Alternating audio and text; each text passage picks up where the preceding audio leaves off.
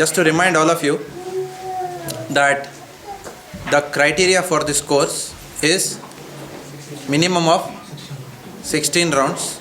Obviously, 4 regulatory principles I need not re-emphasize, but everyone here in this room must be chanting a minimum of 16 rounds every day, not sometimes like that, or not doing their best to chant 16 rounds. Everyone must be chanting 16 rounds, okay, at any cost, whether there is flu or whether there is whatever. 16 rounds every day. So that is the criteria. I am just reminding that we had made an exception for some members on the condition that within 3 months of the commencement of the course, then they would be steady and fixed in 16 rounds. Not that on the last Saturday morning they start chanting 16 rounds, because such an effort you cannot scale up. Next Saturday, because there is no habit of doing it, we will fall flat. Okay, so please let me know if you have, any one of you have any challenges in chanting 16 rounds. Okay, minimum 16 rounds. If we are not chanting 16 rounds by the start of the month 3, it is better to take the course later on in life. Whenever you believe it's a good time for you to chant 16 rounds, like that, at that time you can take the course. Okay, we wouldn't proceed with a person who is not chanting. We have already made an exception by accommodating people who are not chanting 16 rounds, but that is only for 3 months. Alright, thank you. So what did we discuss in our previous class? Jnana, about fight. Okay.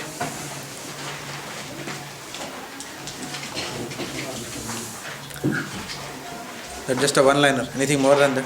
Body is not important as the soul, and who knows this spiritually learned person. And there is no need for lamentation. Okay. When you say body, did you say body is not as important as the soul? Okay. Now, as much as that is correct from a philosophical standpoint, from a practical point of view, we need to understand that the body is actually important, because without the body, the activities of the soul cannot take place in the material world. As long as we are embodied, we need a sound body. Otherwise, we cannot. How can we chant when our health is not good?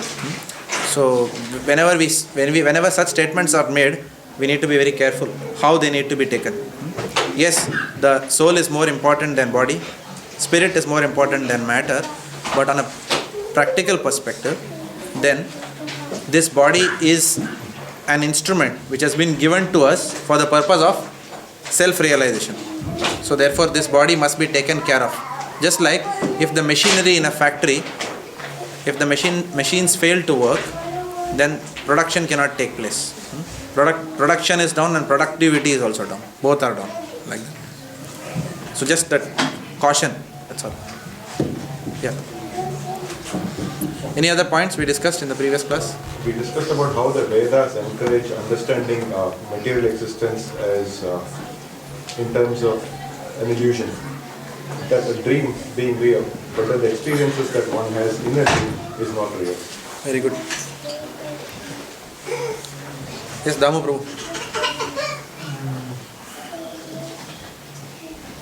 We cannot realize the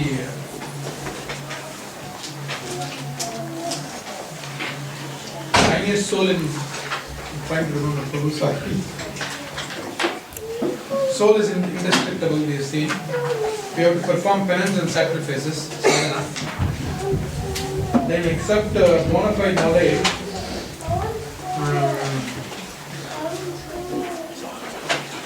We cannot realize the super soul. Okay. Anything else? And we discussed about Mayavadi argument and Vaishnava difference.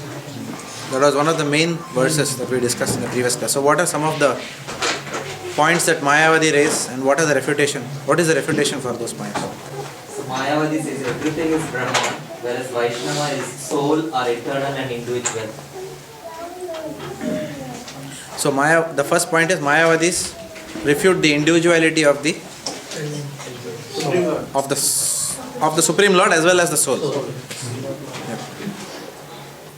Whereas we come to know that individuality is a reality. How do we know that? Because Lord Krishna says, never was a time when you did not exist, I did not exist, nor all these people.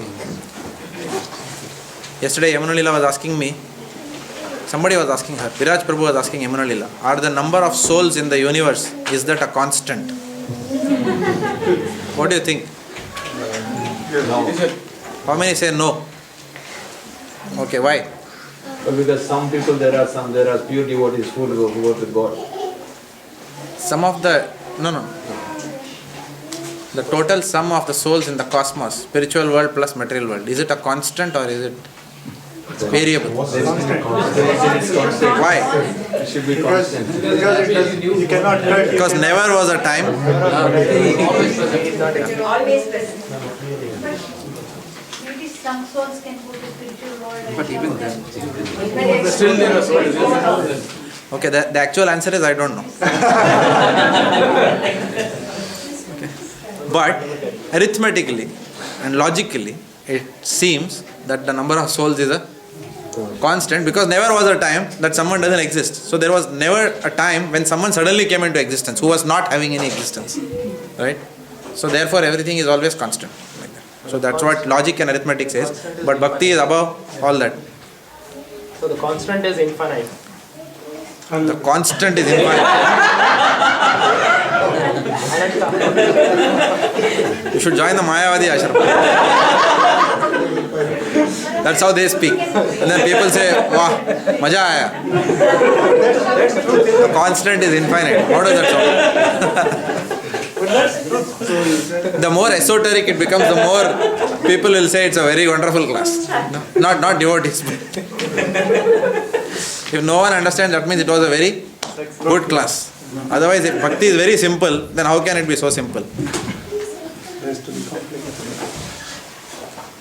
In the same argument, we also covered that for Maya, there's one universal soul, and by the influence of Maya, all the souls are split.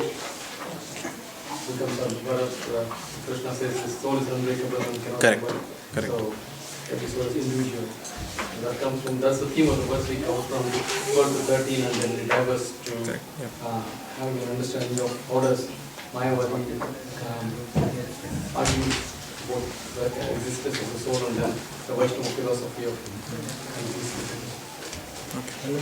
Prabhu, when you say the soul always existed, does it mean that, they say when Pralaya comes, all jivas goes into the Udara of the Lord? Is that how? The state of Shushupti, we discussed in the previous class. Yeah. Anything else? So we also discussed that Mayavadis say that they discredit Krishna by telling that Krishna comes into existence when the soul, Brahman comes into this world and comes in contact with three modes of material nature. And they give more importance to Maya than Krishna. That's why they call Mayavadis. Very good point. Yes. And the way we know that Krishna is the Supreme Personality of God is because he spoke the Bhagavad Gita, and otherwise this Bhagavad Gita would not be of any importance Correct. if it was spoken, Very good. he had the four defects. Very good understanding. Yes. You have read, revised thoroughly. Trying. Good. After liberation, Mayavadis believe that the soul merges with the impersonal Brahman. Correct. But Krishna has told that soul is insoluble, it can't merge. It's not exactly the way you are putting it. The soul actually can merge into the impersonal Brahman, but the soul will still have its individuality despite merging. Merging doesn't mean, it's not like corporate mergers. Company A merges with company B, so A plus B is equal to A. A plus B still remains A plus B. Does it make sense or no? It's not like the corporate merger. Don't put that theory onto this. It is management theory. Like milk and water. Huh? Water mixing with milk. Yeah, it's water mixing with milk. Correct. So you can't make out the difference, but still there is a difference. There is that bird, right, which exactly can suck all, a swan. What does it do? Just take the Separates the Yeah. fruit of the Swan does two things. It comes in time for the class. It also takes the milk. No?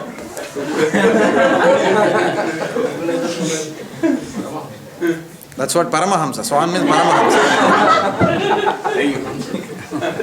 Please be on time for the class. All right, what else?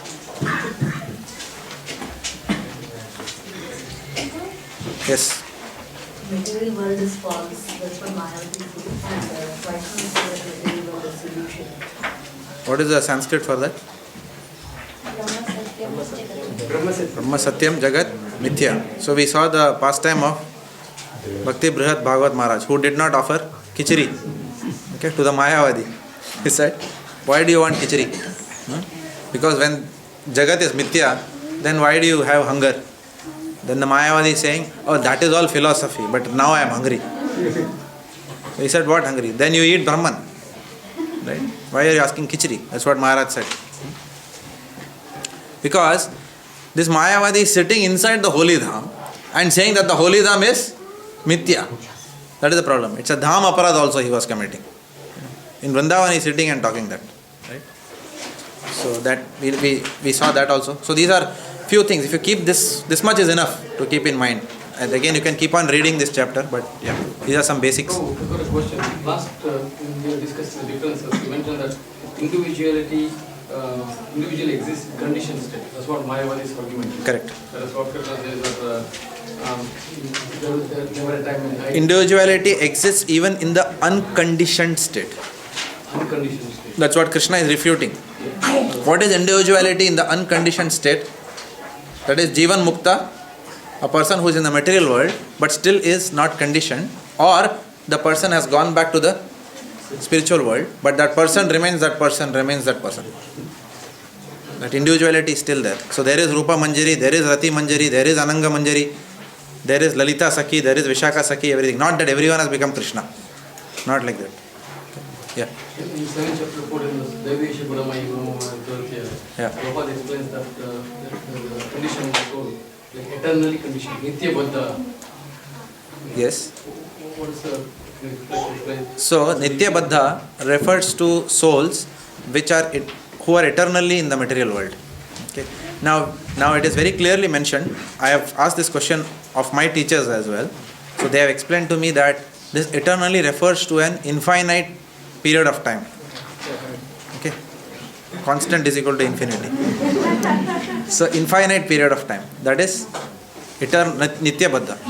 Which means, for example, a very sinful person in this material world, if you see, who has no chance of improvement and who is against devotees also, right? So that person has got no hope, if you say. So for many, many lifetimes that person will be in the material world. So that is called as Nitya Baddha. But actually nobody is Nitya Baddha in one sense, because nobody has to be Nitya Baddha in one sense, because bhakti is for everyone. Even the most serious offenders like Jaga and Madhai, even they can be cured. And in the Srimad Bhagavatam we saw that verse, Tasmat Sankirtanam Vishnu, then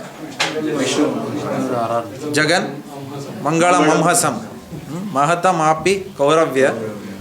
Yeah, then what was it? Vidya Aikantika Nishkritam, which means that the chanting of the holy name is so powerful that even the most sinful reaction can be overcome by that. So in that sense, there is nobody who is eternally damned in the material world. Even the most sinful reaction can easily be overcome by chanting the holy names. And Nitya Siddha are those devotees who never have turned their face from Krishna. Now it is a question to which I also don't know the answer. Why do some souls turn their face away sometime and then end up in this material world, whereas why do the others not turn their faces, therefore they are Nitya Siddha? I don't know the answer. Once Shankarshana Adhikari has written in his daily thought of day, he explained that this eternally conditioned soul can turn into eternally liberated soul. An eternally conditioned soul, yes, can turn into an eternally. That Prabhupada says. In fact, even Lord Krishna says that once having gone there, a person does not return. But the question is, why have some people never come here? No, never come from spiritual world to here, you are saying? Good try. So never come from spiritual world to here, you are saying? Or? Why do some souls never fall down into the material world? No, the fall down is just turning their face away from Krishna, right? Correct. So if an eternal conditioned soul can turn into eternally liberated soul, Yes. it's just the time frame that we are talking about in the material world. No, I understand that. But the question is, why do some people never become eternally? Why do some people never become a conditioned soul? Those are Nitya Siddhas who have never fallen down to the material world. They have never in the reality of existence. They have never ever turned their face away from Krishna. They were not envious. No, that cannot be true because Why? we are saying eternally conditioned soul can turn into eternally liberated soul. Yes. The opposite can also be true. Eternally liberated soul can turn into a conditioned soul. I haven't heard that. I mean, I have not heard that. if this is true, then the other statement also can. They were not envious. Again, speculation. They were not envious now. Huh? They were not envious. No, but there is a point. There is a point you are saying. That there is one point that yes, Tatastha Shakti, because we are Tatastha, the Lakshanam can be that the soul is susceptible Yes. to affiliation with the material world. But still, that vulnerability exists, but some souls still have not fallen. Jiva Beda, that's what you're saying. What is that? Jiva, difference between jivas. Jivas. Yeah, between different jivas, yes. My understanding with that Nitya-Siddha, it would be a person like Srila Prabhupada who actually will be eternally actually serving Krishna. They can still come down this material world to help others to actually come back. But then at the same time, they will be serving Krishna eternally, but they are eternally there. So which is what my understanding. Yeah, I had asked this question also to somebody earlier in one of the to some acharya. I can't remember who. I can't remember who, but we have been advised that it is for our mood should be that the acharyas that we know of, they are all come down from the spiritual world. Okay, so we don't really get into that science of where are they Nitya Siddha or Sadhana Siddha. There is a Nitya Siddha and there is a Sadhana Siddha. Sadhana Siddha means the conditioned souls who have fallen down and then they have done sadhana and then they have gone back. They have attained the Siddha Swarup like that. So I was advised by the acharyas, I was advised in the class that we should always think like that. For Srila Prabhupada or for the other senior acharyas, we should think always in our mood and understanding should always be that they have come down Krishna Preshthaya Bhutale. They have come by the desire of the Lord and they are not people who have come here incidentally met their spiritual master, otherwise having lived a conditioned life, purified themselves by chanting and then gone back to the spiritual world. But either way it does not matter. What matters is finally the purity. It doesn't matter. It is said that if you consider actually the past life and if we dwell on the past life of acharyas, it is a Vaishnava aparadha. So we don't go in that direction of thought at all. What is more important is that Srila Prabhupada delivered all of us. Okay? But yes, we do understand from the scriptures that it is Srila Prabhupada's appearance has been mentioned. Mora Senapati Bhakta. It is mentioned in Chaitanya Charitamrita that Lord Chaitanya Mahaprabhu is saying that my Senapati, my general will come down into the material world to spread the holy name. So by that we can get an understanding that Srila Prabhupada, could be a Nitya Siddha. Okay. All right. So we are in verse 31. So Sarveshwari Mataji, you had a question last time which we did not take. So this is in regards to that Mayavadi arguments that it says in one of the points, the plurality mentioned here refers to the body. So I didn't understand that. Plurality refers to the body. That's what Janeshwar Prabhu was saying. They say that singular Brahman, which is one unit, when it comes in contact with material nature, it splits and becomes many bodies. So it becomes plural. So plurality only exists in the material realm. That's what it means. Is it clear? But that is not true. Plurality exists there also because we see so many personalities in the spiritual world. Jaya Vijay are the gatekeepers. Mahavishnu is standing there. When the Kumaras came inside, Mahavishnu didn't say, I was the only one at the gate because I am only Jaya and Vijay only is me. There was no such argument. Right? In fact, Lord Vishnu came and said, I apologize for the, if they have inconvenienced you. So there is I and then there is they. That means then Hiranyakashipu and Hiranyaksha also was Mahavishnu only. That way. It's nonsense. I mean, you know how it is. So Mayavadi philosophy is nonsense. Okay. So they will never find any happiness in this world. So therefore what will they do? Mayavadis? finally, because they don't find happiness inside their heart, they will take to philanthropic activities. They will open some school. Maximum they can do is that. That's all. They can't go beyond the three modes of material nature. Okay.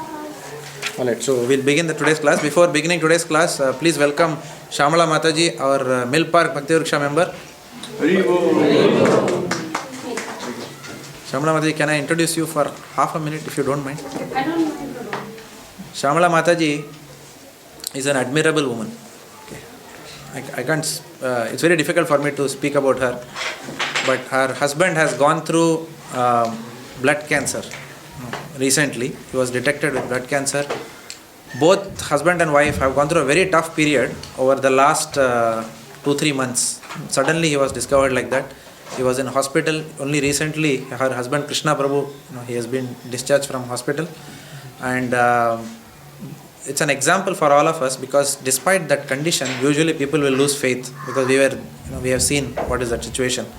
Though we cannot actually feel as much as they have, because they have undergone the whole thing, but they have gathered themselves so well.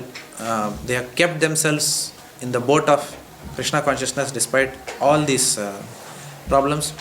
Prabhuji has got cured, and Prabhuji is back. And they are living in Mill Park actually. It's so far off from here. But today Mataji told me that I have decided to come for the class. Whenever she can, she will be here. Hopefully she will try to come regularly, but because of Prabhuji's health, then obviously she has to take a call. But the fact that she has just actually been there for a 3-hour class in Mill Park, and seamlessly she is coming and sitting in this class also. So you can see the kind of interest and commitment in Krishna consciousness. And Mataji also has got 2 children. How old are they, Mataji? 11 years my daughter and 7 years for my son. 11 and In fact, my son has got fever today actually. Okay, he is not well. I wanted to come here, that's why. Okay, it's good. So that's an inspiration. Okay. So it reminds me of Janeshwar Prabhu and Mataji. With 2 kids they are coming, and now that so many of you are also coming, despite with 2 children or 1 child. So it's a learning for me. Thank you. Thank you for this. So please, you can talk to her after the program class. Okay. Text 31.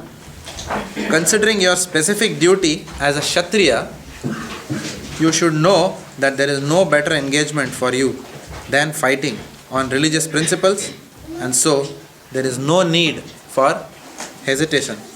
Sumana Mataji. Out of the 4 orders of social administration, the second order for the matter of good administration is called Kshatriya. Kshit means hurt. One who gives protection from harm is called Kshatriya. The Kshatriyas are trained for killing in the forest. A Kshatriya would go into the forest and challenge a tiger face to face and fight with the tiger with his sword. When the tiger was killed, it would be offered the royal order of cremation. This system has been followed even up to the present day by the Kshatriya kings of Jaipur state. The Kshatriyas are specially trained for challenging and killing because religious violence is sometimes a necessary factor. Therefore, Kshatriyas are never meant for accepting directly the order of sannyasa or renunciation. Non-violence is politics may be a diplomacy, but it is never a factor or principle. In the religious law books it is stated, in the battlefield a king or Kshatriya, while fighting another king envious of him, is eligible for achieving heavenly planet after death. As the Brahmanas also attain the heavenly planet by sacrificing animals in the sacrifice fire. Therefore, killing on the battlefield on religious principles and killing animals in the sacrifice fire are not at all considered to be acts of violence, because everyone is benefited by the religious principle involved. The animal sacrificed gets a human life immediately without undergoing the gradual evolutionary process from one form to another.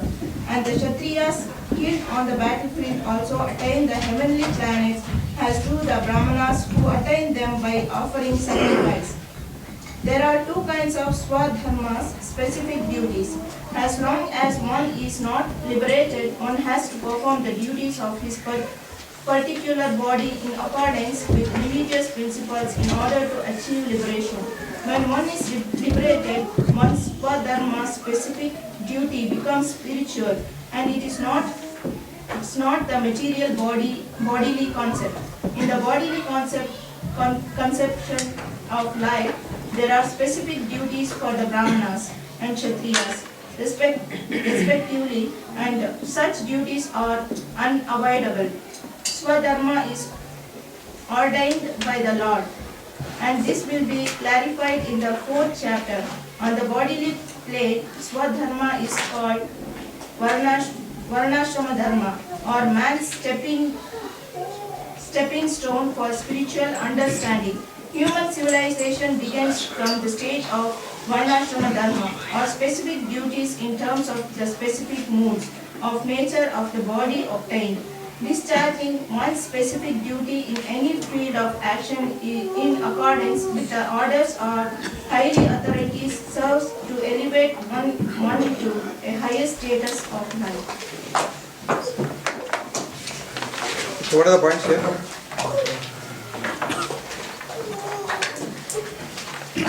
So dharma is ordained by Lord, and one has to follow either in the conditioned state or in the liberated state. In the liberated state, Go ahead. in the conditioned state, one has to follow Varnashrama Dharma, which is ordained by the Lord. Yeah. And in the liberated state, it becomes spiritual, the Swadharma. Okay. Yes, Krishnasathan Prabhu, you had a point?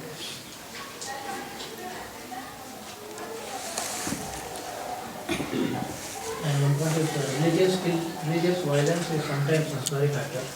Religious violence? Violence is sometimes a necessary factor. Correct. When are those sometimes? Mayavadis. Mayavadis, yes. Obviously, we don't take sword and go to them. But Mahaprabhu has actually said, we can kill a Mayavadi because they kill Krishna. But obviously, we kill the ignorance inside the Mayavadi. In this context, Arjuna has to kill the Kauravas to establish the Dharma, to support the Dharma. Yeah. So to support religious principles, then war is bona fide. Like punish someone for doing a crime or something. Like punishing someone based on the law. Yeah, correct. Okay. What if someone comes and tells you, I remember, okay, I'm on video, so I'll not. In my company, I was talking to, many years back, this was when I had just returned from Japan in 2001, I was talking to one of the business managers. I walked up to him and we were having a chat on my next project and whatever. And then he happened to ask me, you were involved in ISKCON, I heard, because my colleagues have promptly gone and told him. So he said, you are involved. So I said, yeah. So then somehow, we started talking, and then I told him, have you read the Bhagavad Gita? He said, no. My father has read. Okay. He used to read. Somehow I never liked the Bhagavad Gita. I said, have you read? No, I don't want to read it also. I don't read any book which propagates violence. Answer, based on your understanding of this section of the Bhagavad Gita, how will you do? How will you answer him? Just like Mullah example. Mullah. Mullah example. Okay. Half read and not going to the mosque. Very good. Okay, that's one. Yes. You know the Mullah example, everyone? No. Anyone who doesn't know the Mullah example? Okay. There was one Mullah, one Muslim, who one day stopped going to the mosque. Okay. So then the head of that mosque was very shocked. Why this fellow is not coming? He was coming regularly to the mosque. So one day he sent somebody to find out why that fellow is stopped coming to the mosque.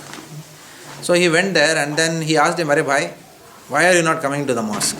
So he said, it is mentioned in the Quran that a real Muslim will never enter a mosque. what is this? A real Muslim, a true Muslim will never enter a mosque. He said, yes, it is written. So he goes back and tells this person who said, what? He's saying that way. Where is it written? Ask him. So he tells, in page number so and so it is written. A real Muslim will never enter the mosque. So even this person is saying, yeah, I have read the Quran so many years, I have not.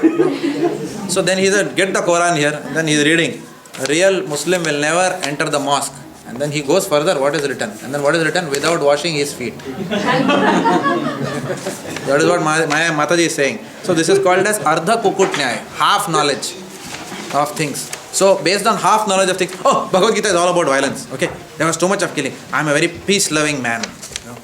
And then what happens? I had to ask him one question and he shut his mouth. I said, do you take meat? He said, yeah. I said, animals have pain. So where is the question of non-violence? There. So of course, this is an immediate argument you can ask. People will shut their mouths up. But this is the understanding that people have. That Bhagavad Gita is, promotes violence. But here we come to know very clearly that for Yuddh, you need Dharma Sthapan. Of course, I did give him another example. I told him, please don't. He was a senior guy, so I was taking a risk with him. Okay. No wonder, I think his next project he didn't give me anyway. So I had to go to another business manager to get my next project. But I told him that if someone, you are going with your wife, someone removes her clothes, what will you do? In public. If someone is removing the clothes of your wife in public, what will you do? Will you say, Shanti, Shanti, non-violence. Please, Prabhuji, please do not do that. Will you do that way? He said, no, I'll blast the fellow. I said, that is what Krishna was doing there. That is what he instructed Arjuna to do. When the modesty of a woman is outraged in public, what do you expect to do? And that too, after that there were so many peace proposals which were given. Still Duryodhana said, no, I want war. On top of it, his blind father Dhritarashtra is asking, Dharma Kshetre, Kurukshetre, Samaveta Yutsava, Mamaka Pandavacheva, Kima Kurvata Sanjaya. Kahin in लोगों ने peace proposal तो नहीं किया. By any chance, is my son talking anything remotely related to peace proposal? He's concerned. They want war, so Krishna said, okay, I will fulfill the desire. If you want that way, then you die on, your whole kul will die. So, people do not understand all these things. They will just comment based on Ardha Kukutnaya, half knowledge. Like that. Good. Madhavan Prabhu, you had a question? No. I thought you had some point. I was about to say the same thing along the line. If somebody was to hear us, in respect of that comment, if somebody was to hear us, our mother, wife or sister, how would we react? It's something I would have found. Okay. Yeah. Is it clear? That is the way we can answer it that way. If you have any other answers, please share with us in the class. Any better way of quickly answering such people. Alright. So,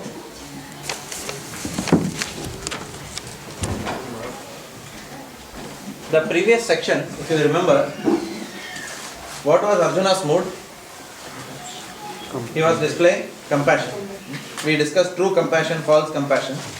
Essentially his arguments, if you go back to text 1.28 to 1.30, since all of you have Bhagavad Gita, go back to first chapter, 28th and 30th. What is the verse? Can you read that, just the verse? Translation? Anyone? Dhamma Prabhu, can you read? Yes. 1.28 to 1.30. What is written there?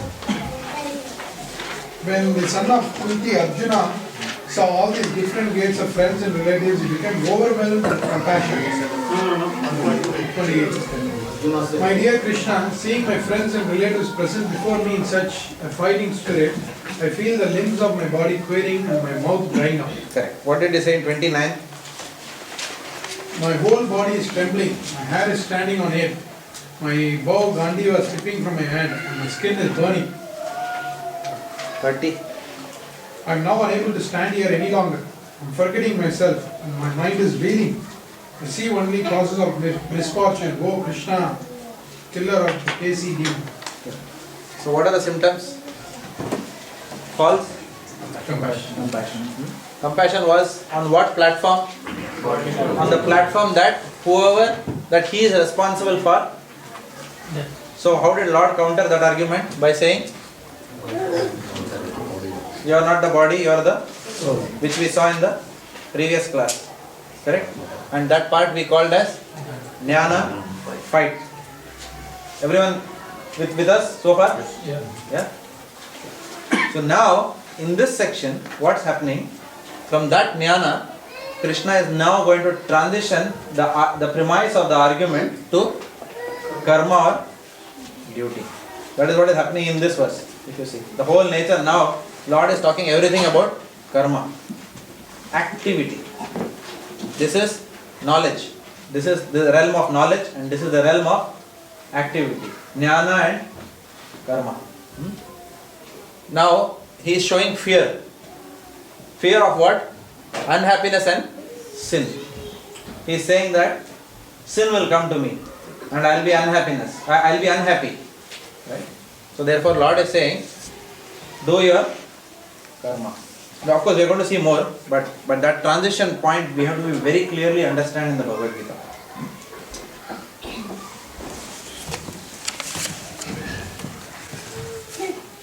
So if you read 1.31, what does 1.31 say? Sachin Prabhu, what does 1.31 say? 1.3. Yeah. No. Okay. Brihad Bhanu Prabhu, 1.31. I do not see how any good can come from killing my own kinsman in this battle, nor can I, my dear Krishna, desire any subsequent victory, kingdom or happiness. Correct. So he's talking about happiness here. Go further and see what he's saying in 32, 33. Very quickly.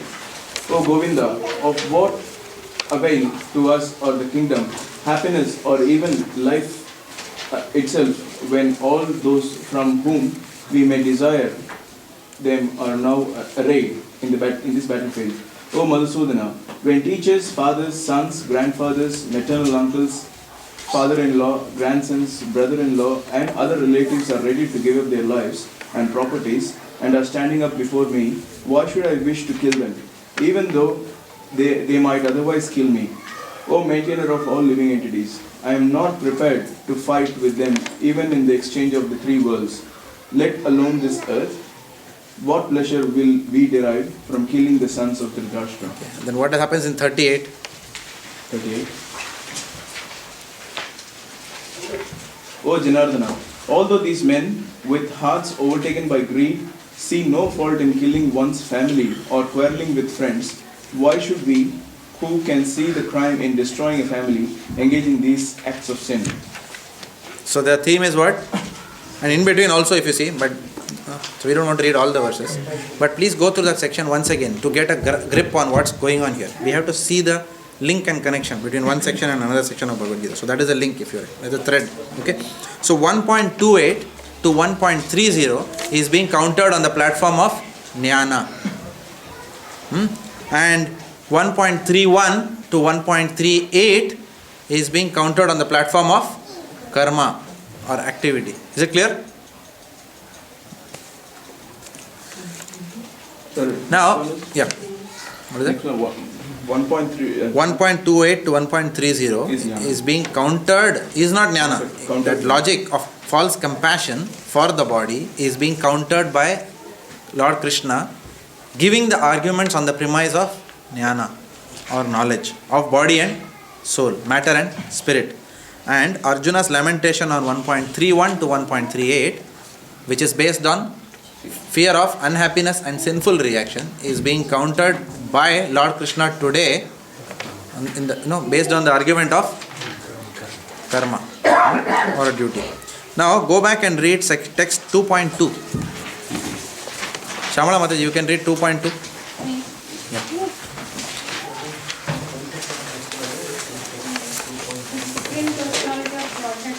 My dear Arjuna, how have these impurities come upon you? They are not at all befitting a man who knows the value of life. They lead not to higher planets but to infinity. Correct. Yeah. Krishna and No, that's all. So that what one sentence we wanted to say. Translation only. So Krishna says that avoidance of duty leads to not to higher planets but to infamy. So Lord Krishna has given him a hint that I am going to talk to you about duty, karma. Now today he is going to elaborate. This section elaborates the 2.2. So that is again that connection between there to here. Okay. So essentially today what Lord Krishna is going to tell Arjuna is that happiness comes from performing one's prescribed duty. Happiness comes from performing one's prescribed duty. Not eternal happiness, just happiness. Right? Eternal happiness also will come when we perform our prescribed duty, which is not Varnashrama Dharma, which is Sanatana Dharma. So right now we are talking Varnashrama Dharma. Varnashrama Dharma will lead to that Sanatana Dharma. We will discuss that in depth.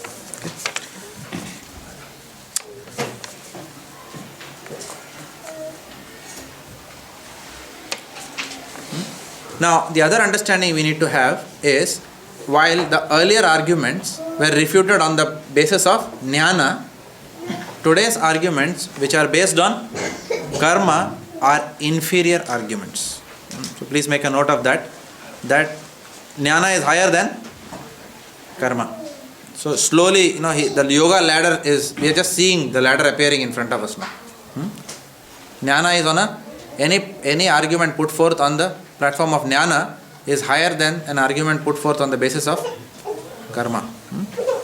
Like that. So Krishna is, if you like, the Lord is using less elevated principles today, aimed at material enjoyment. And then he's saying, fight, material reward, if you like. Yep. Now, between 1.31 to 1.35, Arjuna had spoken very elaborately on the loss of enjoyment. It's almost like Hindi we say, maja nahi aayega. If I kill, I will not enjoy the death of my kith and kin. So, to counter that, Lord Krishna is explaining to Arjuna in this section the benefits of fighting this battle. So, Lord is saying, if you win, what happens? You get a unrivaled kingdom on this earth. And if you lose as a Kshatriya, doing your karma as a Kshatriya, then what happens? You get the heavenly planets. So whichever way you see it, you are benefited. Now, Kshatriya is one among the four orders. What are the four orders?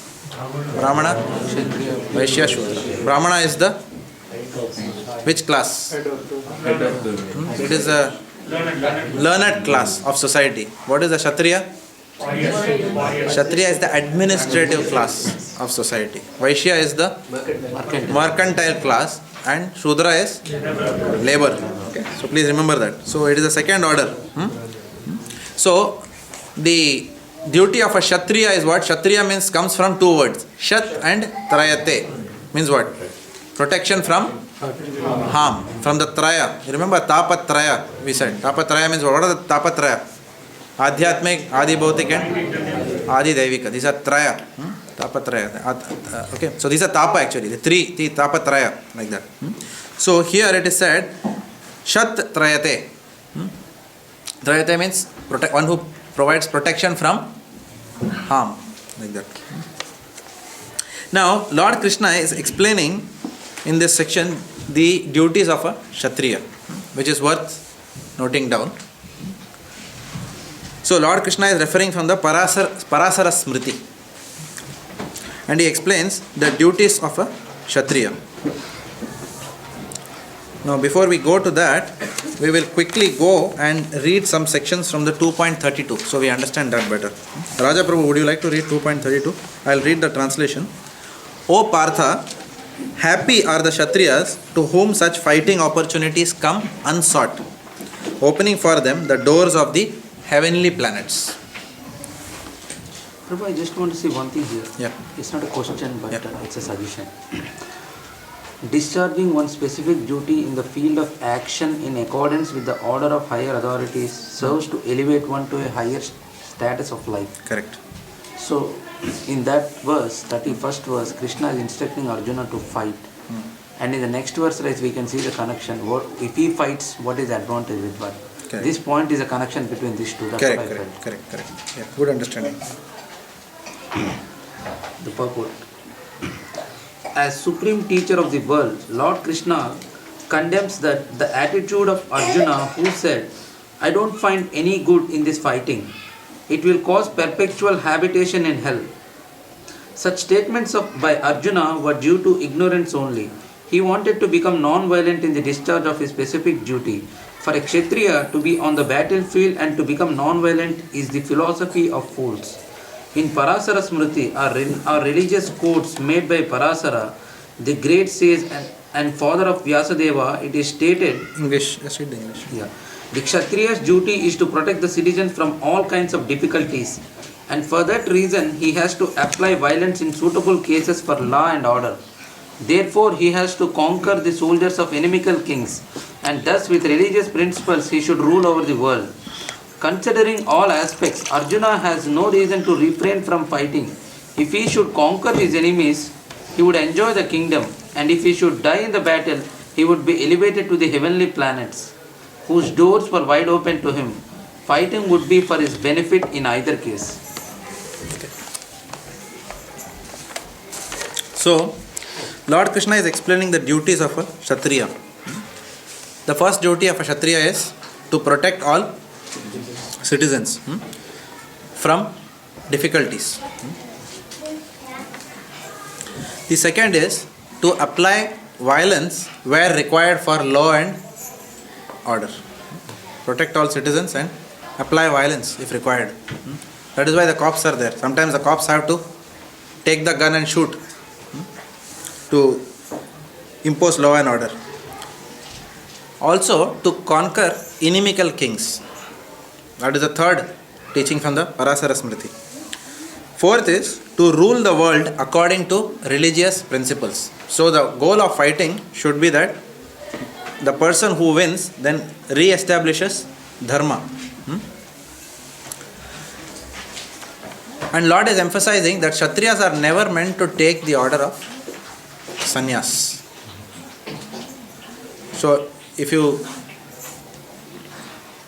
see the pastime of Maharaj Prithu, it comes in the 5th canto of Srimad Bhagavatam.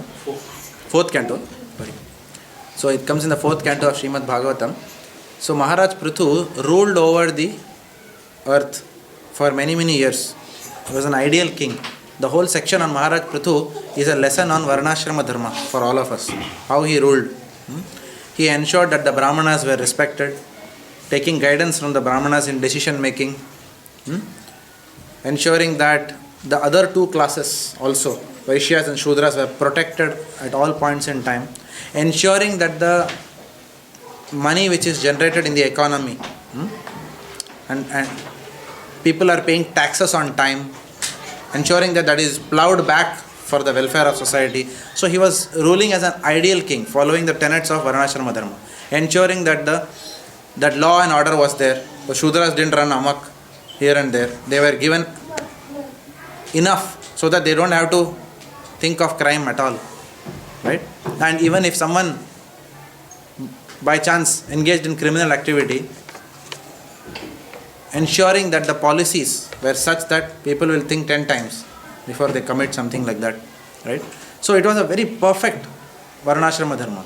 So he did all this, and then once he finished all his duties, towards the end, having given the kingdom to the next person, then he left and went to the forest like that. Not prematurely. So Lord Krishna is telling Arjuna, this is not the right time for you to just renounce your duties and go to the forest. Remember we discussed, we can't suddenly say, I am dropping my job. Kal se bas, kaam ban. I am now renounced. I will go and settle down in Radha Kund. Right? What will happen? When we sit in Radha Kund, we are used to going to work at 8:30 in the morning. Then you will start scratching your head. Abhi to Bhagavatam bhi ho gaya mandir mein. Now what to do after this? Okay, and then you can, no, I will study Bhagavatam. Like that. And then you will find you can go for maybe 1 hour, maximum 2 hours. After that you will say, Abhi, there is nothing to do, let us sleep for some time. So this could be. Maybe for some of you it may not be. But I can imagine my life like that in Radha Kund. Then you eat nicely. You don't have any pressure, right? Money is coming. Even money may be there. Interest will come from the bank. That is good enough, like that. But what will happen? We will not utilize time. We are not still on that platform. Many of us are not on that platform right now.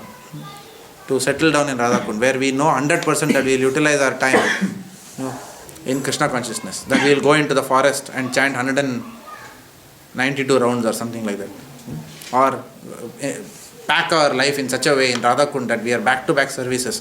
So so it's as busy as it is now, maybe more, like that. So that stage is not there. So premature renunciation before the time comes, or without the instruction of spiritual master, is dangerous. Yes, Prabhu.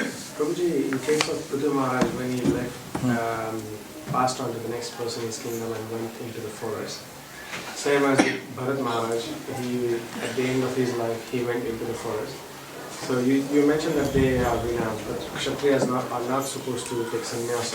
So what is the difference between renunciation and sannyas? So a Kshatriya actually can take sannyas in that sense. So when you say Kshatriya was never meant for directly accepting the order of sannyas. The word directly is important. They can take sannyas. Anybody can take sannyas. Nobody is prevented from taking sannyas. But you directly means, it is said that you can't stop doing your duties and directly say that, oh, from tomorrow I am sannyasi, by the way. Don't fire any arrows now. Enough. I have become sannyasi. Or today is the last day, I am telling you. From tomorrow I am sannyasi. No, it doesn't work like that. So it has to be gradual. Directly one cannot become sannyasi. Otherwise anyone can take sannyas. No problem.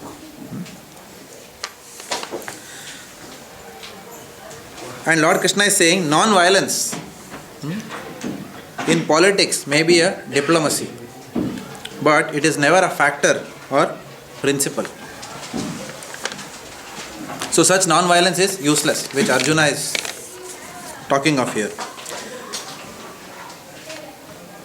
Also, this verse is emphasizing that there should be training for Kshatriyas.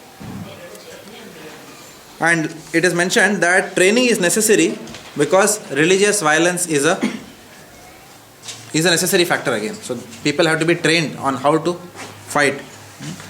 And therefore it also mentions how Kshatriyas are trained. Kshatriyas are trained because what do? They go to the forest and they have to fight with animals. So they have to make a tiger fight with them and then win over the tiger. So that way they do their practice. And it is mentioned that the animal also, for example, it is again mentioned in another section of Srimad Bhagavatam that in the olden days the Brahmanas used to perform animal sacrifice. Now that animal sacrifice was not like the slaughterhouses of today, like the McDonald's and KFC. It's not like that. They just simply go and cutting the throats of animals. It's not like that. Animal sacrifice was not done through instruments. It was done through the power of mantras, Ashwalamba and Gavalamba sacrifices, horse or cows. So the way it is done is that by the mantra power, then the soul is taken out from the body, and then that body is used in the yagnik fire, and then that soul, by the power of mantra, takes another body, a new body, rejuvenated body, like that is given to that. So that is the meaning of sacrifice. So inside the tenets of dharma, if any animal is killed, then it is actually giving the animal also a higher birth, if strictly it has been done under the principles of dharma. So sometimes people ask, how can Arjuna go and kill tigers or whatever. They have to do it because that is a dharma. Otherwise a Kshatriya, where will he learn how to fight? Right? So it is mentioned two types of swadharmas, specific duty. One is a material dharma and one is the spiritual dharma. The spiritual dharma or the spiritual swadharma is attained after liberation. Right? So Srila Prabhupada, for example, many times used to say that chanting begets chanting. Chanting is both the process as well as the goal. So we must chant attentively so that it can beget us eternal chanting in the spiritual world. So that is the swadharma. So chanting the names of the Lord is our intrinsic constitutional nature. So therefore duties which are done here will continue after liberation. Which type of duties? Duties in Sanatana Dharma. That is why it's called Sanatana Dharma. They are everlasting. So if we are, for example, cooking for the Lord here, it's not that after going to spiritual world, then it's like a holiday resort and then we'll have a lot of servants now. No, it's not like that. It means that we can go, we are going to continue and do that activity in the spiritual world. Of course, it's not going to be laborious, it's going to be very pleasurable. But right now, because of our conditioned nature, everything is a pain for us, right? But having perfected our spiritual life, having attained our Siddha Deha, which is our constitutional position, then we will realize our eternal duty. For example, in the scriptures it is mentioned, I am not very sure if it is Narottam Das Thakur, about whom it was said, that his eternal duty is to boil the milk. Can anyone corroborate that for me? Anyone has heard that before? I think it is Narottam Das Thakur, maybe you can It is go back. Narottam Das Thakur. It is Narottam Das Thakur, yeah? So his eternal duty was to boil the milk. Lokanath Goswami is having a discussion with him, and his eternal duty is being told to him. So he is doing that here, and he will continue to do it there, like that. So this is spiritual Swadharma. It is attained after liberation, but it can be done here also. But it is certainly attained after liberation. We will come to know what is our spiritual body, what is our relationship with Krishna, and therefore that relationship is always in the mood of service. Some service will be there, which is our eternal constitutional position. We have turned away from that service, therefore we are suffering in the material world. That is the tattva. So then there is material Swadharma. So that is spiritual Swadharma, which is Sanatan, eternal. We have just forgotten that dharma. That's why sadhana is needed. But there is a material dharma. Having come into this material world, then we have our material Swadharma. What is our material Swadharma? Duties which are performed in accordance with the scriptures, which is called as karma.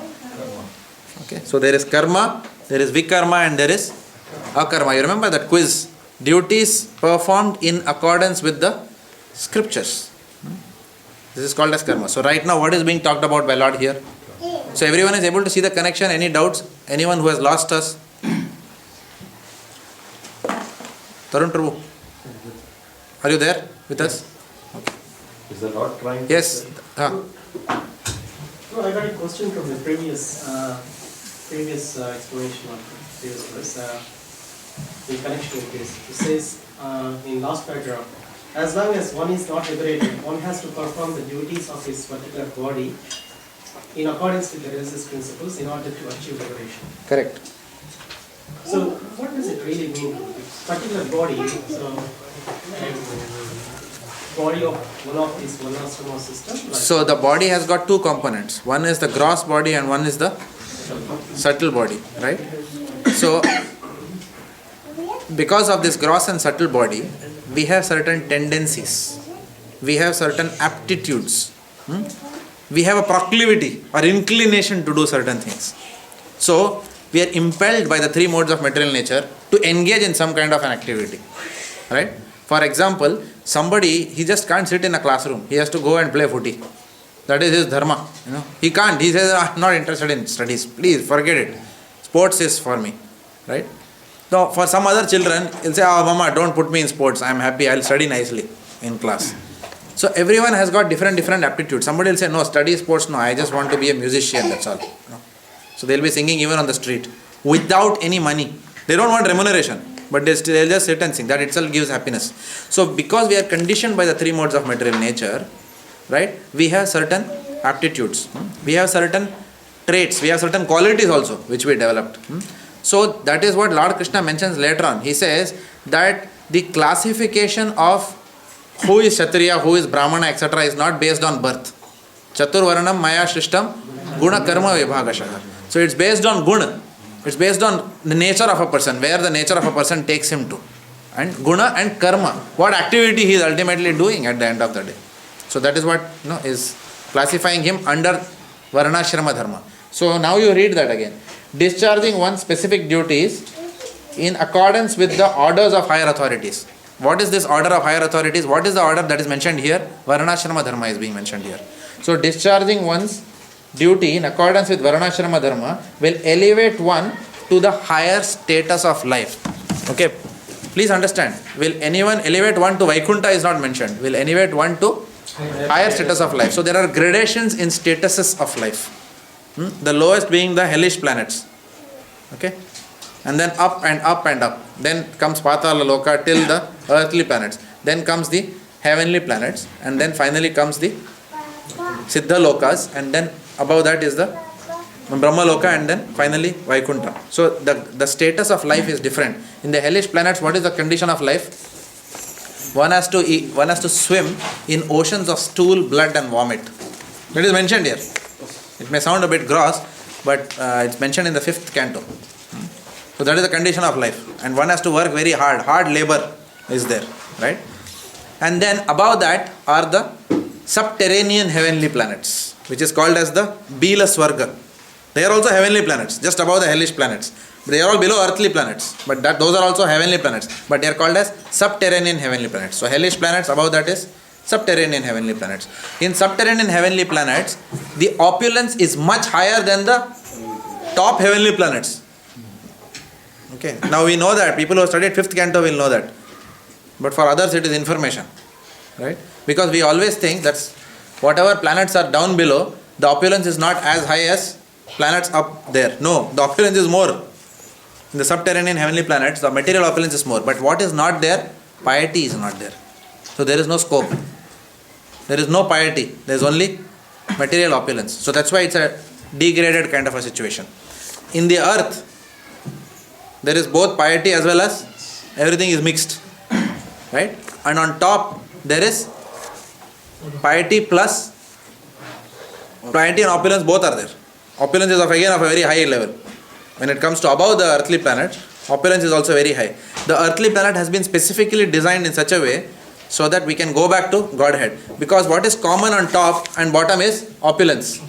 Bottom there is no piety. Top there is some piety. And here it is all mixed, right? But here, because the opulence is not there much, so one can get a good chance to go back to the spiritual world and get detached.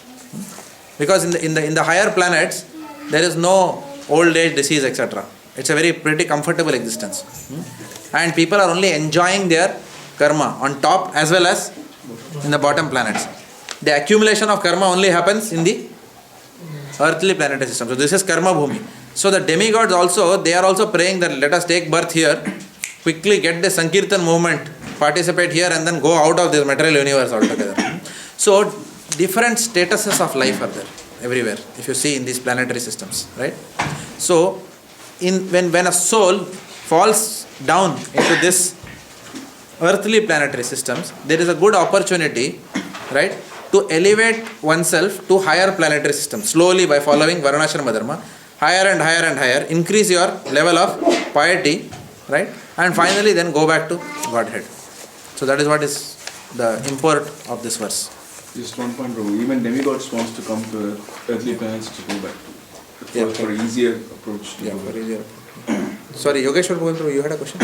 Bro, I just wanted to add something, just going back to the previous thing about the beauty of how we have the 4 orders. There's a pasuk which I heard from Govind Prabhu, I think it was, where Shudra was trying to perform some religious activity. And he apparently was reading some books, and this was in the era of Lord Ramachandra. And apparently what had happened was there was a person who came in Lord Ramachandra's arena and said, my son died before and so they found out that the Shudra was actually reading religious books. And basically as a result, all these wrong things that were happening. And I just wanted to point out, this is what exactly is happening. I mean, the duty of a Kshatriya, duty for Brahmana or Shudra, is exactly what they have to perform in order to actually do. Otherwise, everything goes wrong as we see in this. So a Shudra is not meant for reading the scriptures. That is the duty of a Brahmana. Now please understand, we are talking about Varnashrama Dharma and not Sanatana Dharma. Please don't get confused between both. In the realm of Bhakti, it's quite the opposite. One who reads the scripture no longer remains a Shudra. But that is only in the realm of Sanatana Dharma. Right now we are talking about Varnashrama Dharma. Right? So the Sanatana Dharma says, Kirata, Huna, Andhra, Pulinda, Pulakasha. These are all lowest of mankind. It says all these people can get delivered by the process of Bhakti. So nobody is disqualified from Bhakti in that sense. Nobody is disqualified, right? But when it comes to Varnashrama Dharma lens, when you are putting that lens and seeing, then one has to be very particular about the principles of Varnashrama Dharma. Varnashrama Dharma is basically meant to elevate people who are not devotees, who are living a very low level of life, gradually to lift them.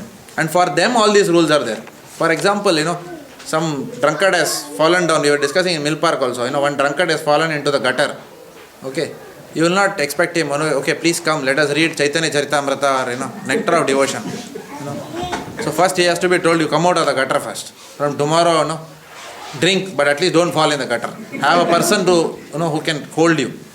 Then third day you will tell him, drink such a way that you don't need a person. You can walk on your own. Right? Then we will give him higher and higher instructions like that. So almost this Varnashrama Dharma, if you like, is like giving instructions slowly to elevate people.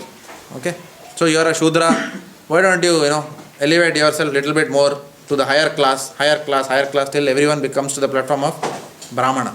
But then from the Brahmana platform, again, what is one engaged in Varnashrama Dharma? Strictly in Varnashrama Dharma, what is a Brahmana engaged in? In performing ritualistic sacrifices to attain higher planetary systems. Right? But when the Brahmana is doing that, he will move from the Karma Kanda into the Jnana Kanda section. And then suddenly the Brahmana will realize, oh my God, look, I have been trying to go up and down.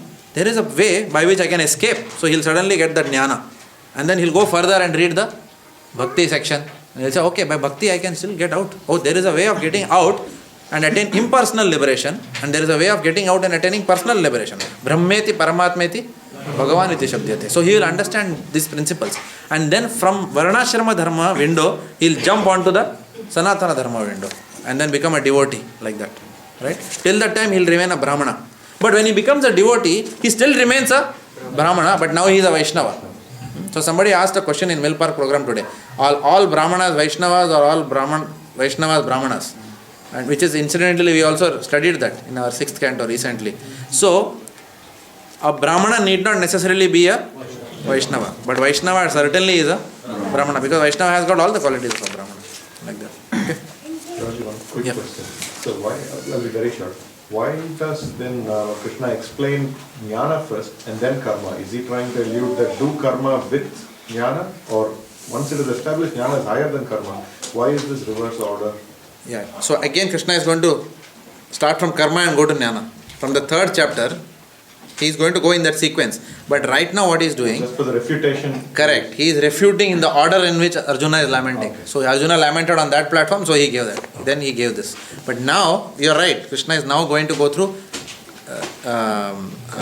Karma Yoga, then he is Karma Kanda, Karma Yoga, then he will move on to Jnana, then he will move to Ashtanga, then he will move to Bhakti. So that's what is going to happen now, the Yoga ladder. Okay. So, material Swadharma, as I said, Varnashrama Dharma are duties which are performed in accordance with religious principles. According to the particular body, person is performing a duty as prescribed by Varnashrama Dharma so that he can be gradually liberated. And Lord is saying that it is a must for humanity. Human civilization actually begins at the point when we start following Varnashrama Dharma. If we don't start following Varnashrama Dharma, we are in the animal platform. So from animal platform we come to the regulated platform. From regulated platform we come to the spiritual platform. So there are 3 platforms like that. Animalistic life to Varnashrama Dharma, Varnashrama Dharma to Sanatana Dharma. Like that.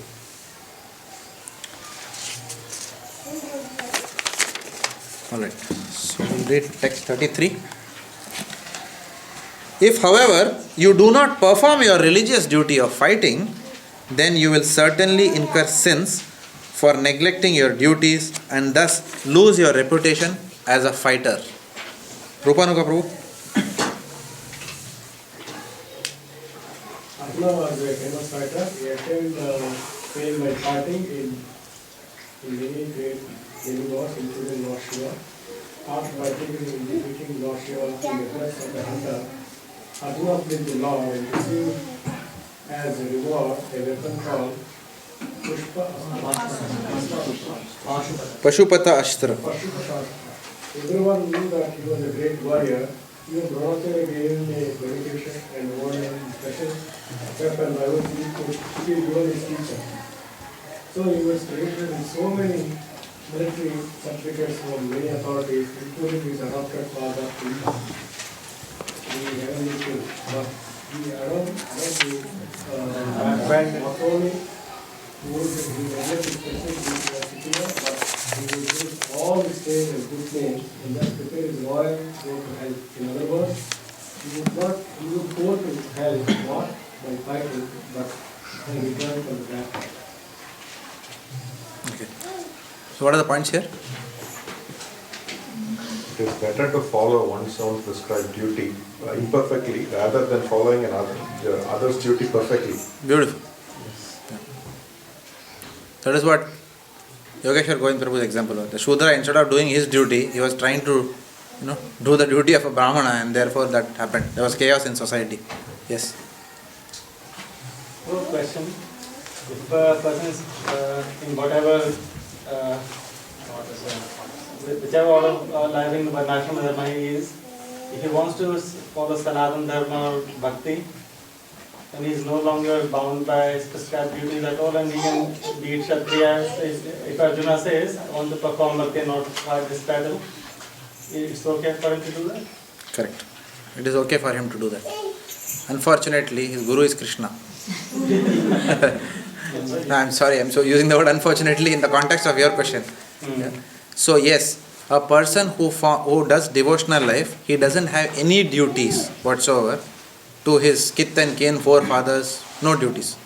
He is absolved from all duties. If one is following Sanatana Dharma, pure devotional life. Now here, please understand, this is a drama going on in Kurukshetra, whereby all this is explained. Otherwise, eternally, Arjuna is already a devotee. He is a pure devotee of the Lord. But here, Arjuna is being put under bewilderment so Bhagavad Gita can be spoken. So Lord is still trying to speak on the Varnashram platform. This is for all of us. Okay. In one sense, yes. No. Arjuna was a pure devotee of the Lord. But even to Arjuna, the Lord is put him in the role of a Kshatriya right now. So Lord is in fact pushing him into the Varnashrama Dharma system so that Bhagavad Gita on Varnashrama Dharma can be spoken. And therefore, under the system of Varnashrama Dharma, Lord is telling him that you must fight. But yes, if you see the little bit, if you take a 50,000 feet lens and then see it, at the end of the day, Arjuna is already a liberated soul. So this is a pastime. So please understand, this pastime is being enacted, so Bhagavad Gita can be spoken. But you are right. If a person who is a Vaishnava, he doesn't have any duties. You had a question? Prabhu, how can we put this into today's context where we are not following Varnashrama at all? Yeah. Everybody, how does it work? In today's context, we are following one principle. Sarva dharman parityajya maam ekam sharanam vada. So that Varnashrama Dharma is that. Sarva dharman parityajya. Sab dharma ko tyag do. Forget Varnashrama Dharma right now. Simply surrender to Lord Krishna. Which means what? Go back. Surrendering to Lord Krishna. What is the first step? Accepting a spiritual master. That is the first step in bhakti. Accepting a spiritual master. Rupa Goswami says, first step in bhakti. Many of us have not taken the first step in bhakti. But we must take the first step in bhakti. First commitment in bhakti is what? Accepting a spiritual master in disciplic succession. So when we do that, then that spiritual master will tell us how to serve Lord Krishna, how to surrender. Directly we will not know how to surrender. Spiritual master will teach us. Gradually we know to increase our level of surrender. So that is it clear? Yes. Yogeshwar Govind Prabhu. You might want to elaborate on Dhritarashtra's pastimes where he actually is instructing how even dying in a battlefield basically sort of you will get, which is pretty much similar, which is what is being said. You might be able to sort of go through that. Okay, so we'll go through that. I think I have it somewhere down the line to talk about that. So given time we will do that. Okay. Alright. So in 1.36, if you go back, Arjuna again argued fearing sinful reaction.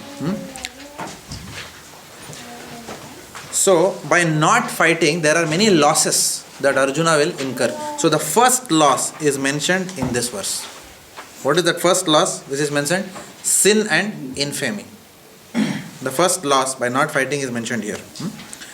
So and that's why Lord is saying that Arjuna, you have so many credentials. You have got an astra from Lord Shiva. You have got the blessings of credits from Dronacharya. You have got credits from Lord Indra, who is also your father, like that. So therefore, if despite all this you are not going to fight, then certainly, if you don't fight, then sin and infamy will come to you. Like that, okay? So this is the first loss. Let's go ahead and read further what other instructions Lord is giving him. People will always speak of your infamy. I am reading 34. People will always speak of your infamy, and for a respectable person, dishonor is worse than death. So here, the second loss is mentioned. For a respectable person, dishonor is worse than death.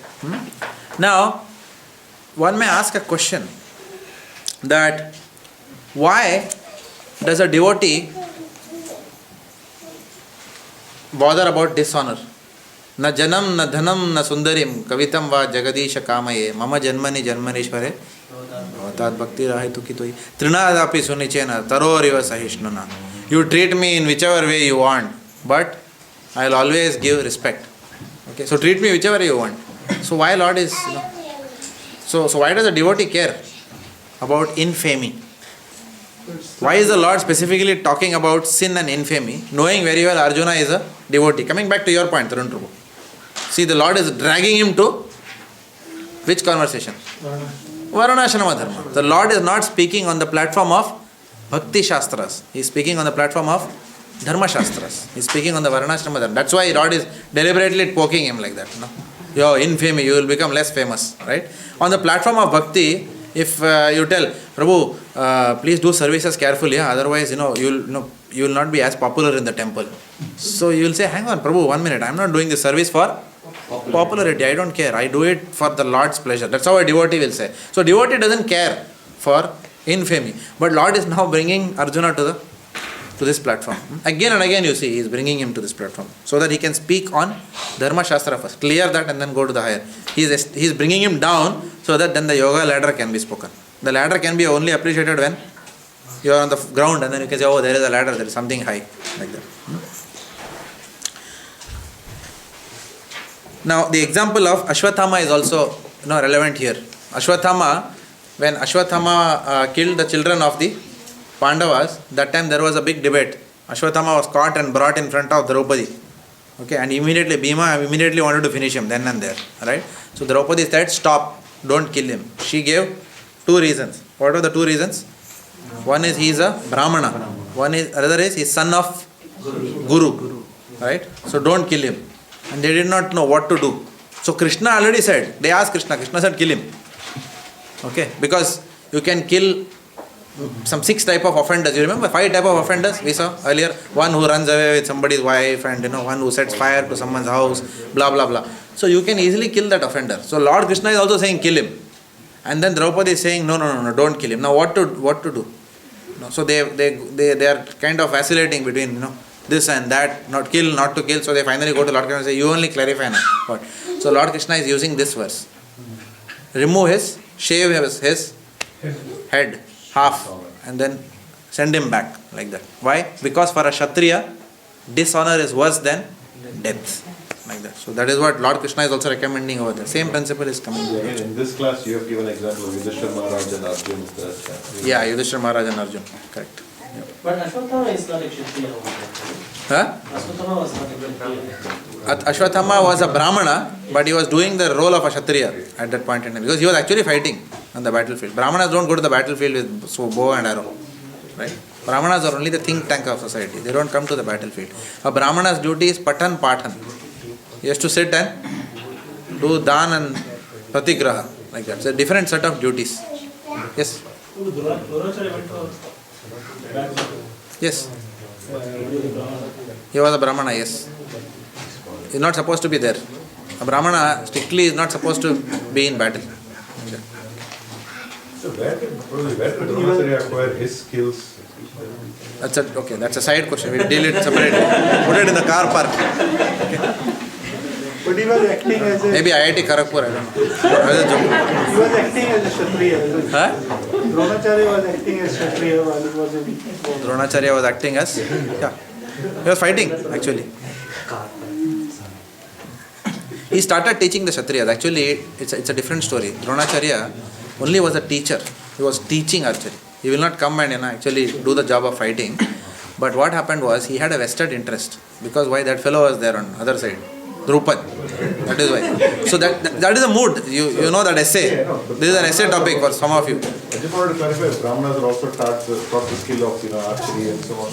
Brahmana means teacher. Teacher can teach all these skills. Skill teaching. But teacher is only, going to teach. He is not. Teacher is supposed to sit in the, what is that called as? Center of excellence and teach. He will not come and execute projects like that. Okay.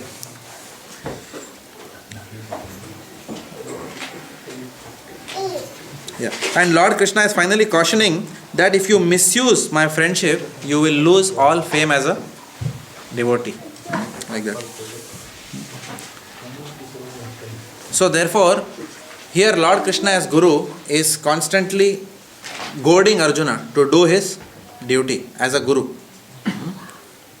So in spiritual life, we need that kind of goading. We also need some kind of a senior devotee or a counselor, if you like, who will keep our sadhana in check all the time, tapping us here, there, and putting us in that straight line. We cannot be a freelance devotee. Sometimes we think that just because we are in a congregation and we are doing some service, we are in the temple, that means everything is first class. No. So, all of us in this congregation must be affiliated at least with one Bhakti Vriksha program or student program, whatever it is. But everyone in this congregation must be affiliated with some program. Freelance devotee, no problem. Nothing will just stagnate. That's all. Right? Nobody will. If there is nobody who is asking us how many rounds you are chanting, what time you are getting up in the morning, right? What are you reading? Are you hearing? Understand that it is a dangerous position. Understand it's a dangerous position. And if someone is asking those questions to us, then we are safe. If nobody is asking, everyone is saying Hari Bol Prabhu, Hare Krishna Mataji, aur kya hal chal hai? Baki sab theek hai? Theek hai? Acha, Hari Bol. No, then gone. There is a problem there. There is a problem. So we have to have that relationship. And who has to take the first step? We have to take. Devotees will not come. Excuse me, kal se mujhe jara counselor banao yaar. Nobody will say like that. Nobody will say like that. So we have to go, take the step to approach a senior devotee and say, Prabhuji, just can you please, I'll serve you, you keep me in check all the time. In our congregation, Nagesh Prabhu is an excellent example of that, humility. Very, very sensitive, to anything. He always is very sensitive. Is he serving properly or not? There are many devotees, but I'm just top of my mind. It has come like that. Very sensitive, like that. To this, and that is how we must be. Always, dealing with senior devotees and always checking. Am I going in the right direction? Please advise. He has got this quality. He'll always say, Prabhu, he is not here. That's why, if he were here, I wouldn't have told this. Maybe he's hearing this recording. I don't know. He'll come and say, Prabhu, I am fool number one. I don't know anything like that. Okay. Not that, I am a big jnani or no. But his mood. In fact, when I see him, I am learning from him. He's teaching me. That I should also feel I am fool number one. Just because we are able to, help in one or two situations with something doesn't mean we are not fool number one. Right? Actually, he is intelligent number one. An intelligent number one, a person who is intelligent. In fact, I have in my kitchen, I have one quote from His Holiness Radhanath Swami, which says, that I can't repeat it exactly, I don't remember, but it says it's only fools who think that they don't need help. Right? If we think that we don't need help, that means there is something wrong with us. Every rascal in this world needs help. Right? People who are fools think that they don't need help. Right? So here is the mood. So we can learn from that. So Krishna is now constantly telling Arjuna, come on track. So there is somebody who is taking care of him, giving him direction in life, like that. Okay. Next.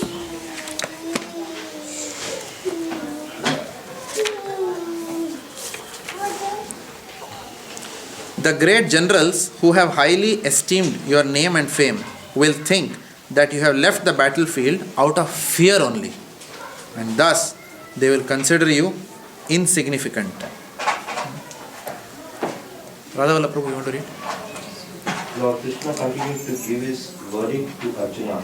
Do not think that the great generals like Duryodhana, Karna and other contemporaries will think that you have left the battlefield out of compassion for your brothers and grandfather. They will think that you have left out of fear for your life, and thus their high estimation of your personality will go to hell. Your enemies will describe you in many unkind words and scorn your ability. What could be more painful for you? Padmini Mataji.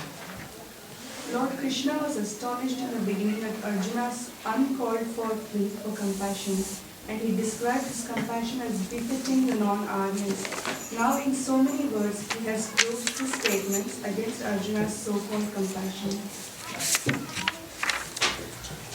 O son of Kunti, either you will be killed on the battlefield and attain the heavenly planets, or you will conquer and enjoy the earthly kingdom. Therefore, get up with determination and fight. Prema Tarangini Mataji, can you read? Even though there was no certainty of victory for Arjuna's side, he still had to fight. For even being killed there, he could be elevated into the heavenly planets. So here, in these three verses, 34, 35, 36. Sorry, what? Sorry, 35, 36, 37, yeah. Did we read 34 by any chance? We read 34 already. Yes. 30, okay.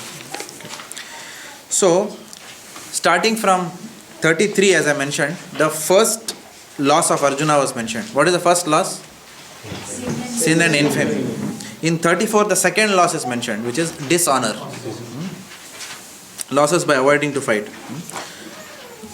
Then, in 35 and 36, the third loss is mentioned, which is subject of ridicule. One becomes the subject of ridicule. So it is mentioned your enemies will laugh at you, saying that you ran away from the battlefield. Now, what is the battlefield for all of us? What is an application of this in our lives? What is our battlefield? Preaching. Very good. Who said that? Very nice. Our battlefield is, that is our Kurukshetra. We have to go out and give Krishna consciousness to the people who are not otherwise interested. Right? So that is our battlefield. Right?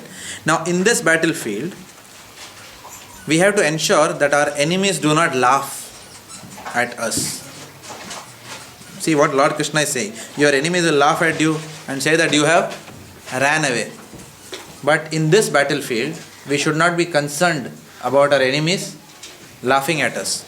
How will that happen? And when will that happen? If we leave Krishna consciousness or do something which is not according to the standard of... Okay. By following nice sadhana in our life. Right? And nice spiritual practices. Then we will get, that is one. It will increase our strength. What else? But what other things? Not just refraining from bad things, what to do to that? No, when we don't represent properly, right, they might laugh at us. Correct. When we don't represent the philosophy properly, or if we get defeated in the philosophy, then they might laugh at us. So what we must do? We must study Srila Prabhupada's books. We must take shelter of Srila Prabhupada's books. Not just read. We must study. Cook, Fate, Mars. There is an essay topic also. How many of you have that topic? What is the name of that topic? How do you describe that? Mode of studying scriptures or something like that. Aspects of studying Gita. So what are the aspects? We have seen 12 aspects. Knowledge, understanding. So we have to really study Srila Prabhupada's book seriously. If we study Srila Prabhupada's book seriously, Srila Prabhupada has recommended, one must study the scriptures seriously. In the 6th canto, he is saying in Ajamila's pastimes, so that one is not defeated by people who you are preaching to. We have to go there, get people on this side, not get defeated that side and हाँ ठीक है प्रभु जी आप जो बोल रहे हो वो भी पॉइंट तो बराबर लग रहा है. No, not like that. Okay. So there are 3 types of devotees: Kanishta Adhikari, Madhyam Adhikari and Uttam Adhikari. Kanishta Adhikari is one who just knows little bit and then I have come preaching. Prabhu, come here. You also come. Let's sit. I will tell you about Shirodaksha Vishnu and Garbhodaksha Vishnu. Does God exist at all? First of all, तूने देखा है? अरे मैंने तो नहीं देखा है. But बोला है यार. स्क्रिप्चर इट इज रिटन, शिरोदक्षय गर्भोदक्षय, नेवल से ऐसा कभी देखा है किसी के नेवल से कुछ आ रहा है? लोटस खाली डकार आती है बस. Somebody will just fool around with you and will say, Prabhuji, I preach Prabhu, absolute rascals, in this material world. They are not understanding at all. I told them, naval Garbhodaksha is coming like that. They are not understanding. Prabhuji, a class मेरे से नहीं होगा. Don't ask me to give class. Too much it is for me. I'll cut vegetables. No, don't ask me to give class. Now, what is the problem here? Problem is the person is lazy to study, read Prabhupada's books. Okay, can't read. Person is lazy. With this laziness, we will be defeated when we talk in public. Not possible. But if we actually study Srila Prabhupada's books and start preaching, then one can go from Kanishta platform to the Madhyama platform. It is mentioned that Kanishta to Madhyama platform only can happen when we start preaching. Now this is not only about Shastras. It's not just, okay, Prabhu, I want to become Madhyama Adhikari. Okay, let's do. Okay, what is, Prabhu, which verses I should by heart? Not like that. By hearting verses, we don't go from Kanishta to Madhyama platform. In fact, we may get false ego and remain on the Kanishta platform. Right? Because we know so many verses and scriptures. But how it happens is, when we start preaching Krishna consciousness, along with preaching, there is one more thing that we have to do. What is that? To make someone a devotee, what do you have to do with them? We have to give them love and care. So what we have to do, we have to keep our problems outside and look at their problems all the time. And that is how we will transcend from Kanishta to a Madhyama platform. Otherwise, I have this problem, I have that problem. We are all busy with our own problem. Where do we have time to help anybody else? Right? No? We may say, mandir bahut dur hai, therefore I cannot come to the temple. But here what you have to do? We have to go to far off places to give Krishna consciousness. If we ourselves cannot come to the temple, how we can tell others, you come? So we have to set an example, right? Right? So somehow, so that is what will push a Kanishta Adhikari into the Madhyama platform. And you can ask so many devotees here. Kiran Prabhu is here, Yogeshwar Govind Prabhu. Ask the people here, sitting here, who all have, Radha Vallabh Prabhu, who all have taken to the preaching mission. Madhavanand Prabhu was also assisting Janeshwar Prabhu, in the Deer Park program, Prematarangam. Ask all these people, whoever has taken responsibility. And now Radha Krishna Prabhu and Mataji, they are conducting nice program in Sunshine along with Nagesh Prabhu. Dina Vatsala Prabhu is assisting me with Tungaveda Mataji in Mill Park program. You ask all these people, when you take care of other devotees, only then our maturity levels will increase. We will come out of, in Gujarati we say Vanda Vachkada, we say. Vanda relationship, Lafada. We will come out of our Lafada only when we take some responsibility in life. If we don't take responsibility in life, that courtyard is there. We will be there throughout life. Mataji, bura laga mere ko udhar. Aisa karta hai. He is not doing like this. What is this? That is, what is that called as? That is called as Gramya Katha.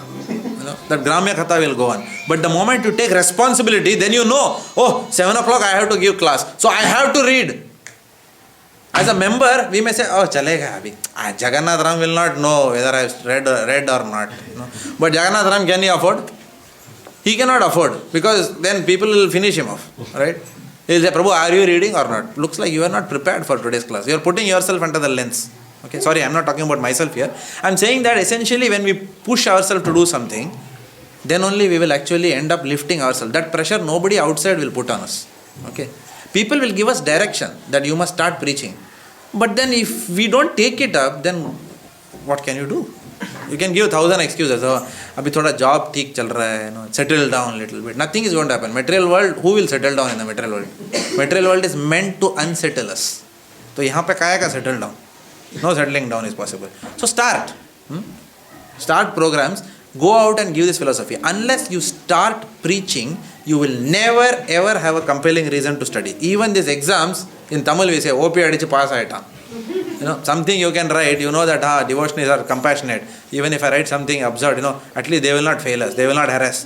Devotees are supposed to be compassionate. So we will hide under that banner and write some crap, and then expect that, out of relationships and, whatever, then, somebody will just say, okay, chalo, theek hai, poor fellow has come for the class, so let us pass him, like that. But when you are actually put and said, now you have to preach to 50 people now, they are coming tomorrow, give a class in Letter of University, go, tell them about Krishna consciousness, they don't know nothing, right? Go and preach to them. Then you look, Prabhu, which section Prabhupada is mentioning like that, and then that fire. And you are told regularly every week you will give. That means every week you are on your toes to keep reading. So that pressure we have to put on ourselves. If we don't, and then care, love and care. When we give and love and care, people will be unreasonable. You will give love and care and they will spit on your face. And what you have to say? You have to say, sorry, लगता है मुझसे गलती हो गया. You can't tell them, you neophyte, you have made mistake. On top of that, you have the audacity to tell me that I am wrong. No, you can't say. Even if you know they are wrong, what you have to say? No, I understand, it's my fault only, like that. And that is how you will lift yourself. Because that is the love that they are also expecting. Nobody likes to be told they are wrong. No? Who in this world likes to be told they are wrong? Nobody. So every fault, what we have to do, we have to take it on ourselves. Yeah, because of me.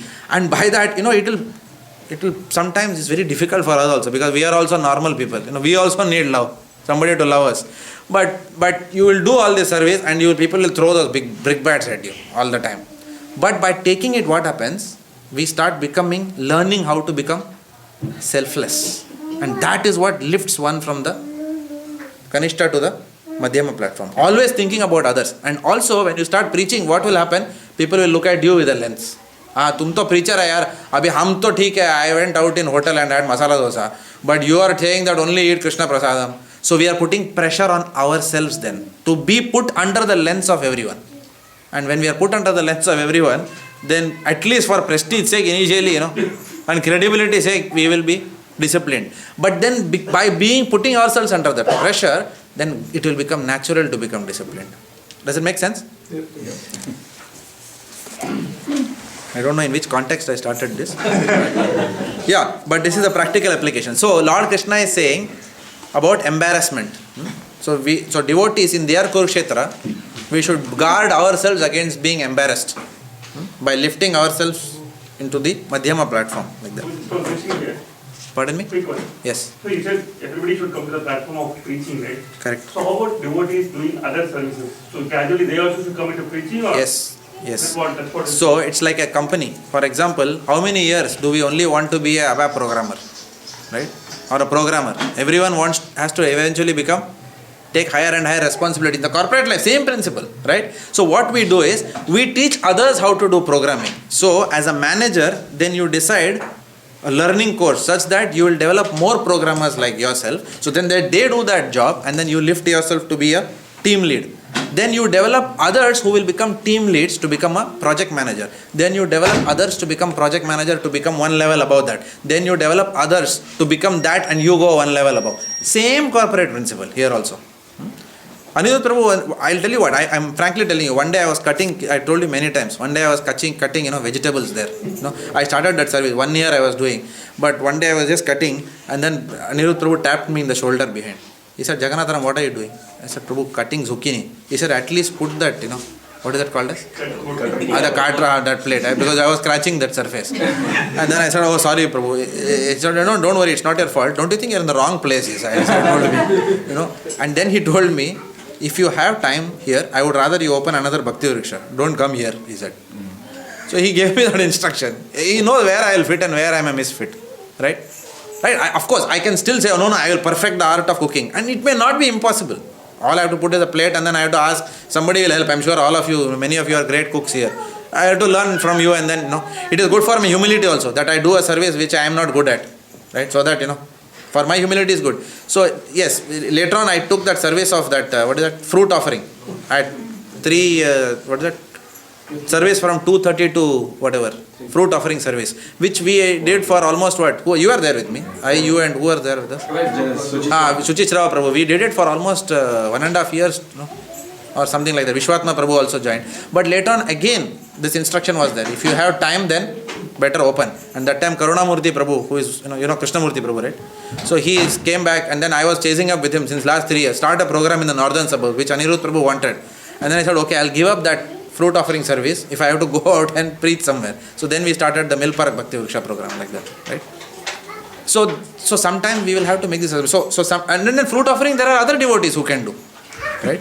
But Anirudh Prabhu himself said, not everyone can preach. To get preachers is very difficult. To get preachers and chanters is very difficult, right?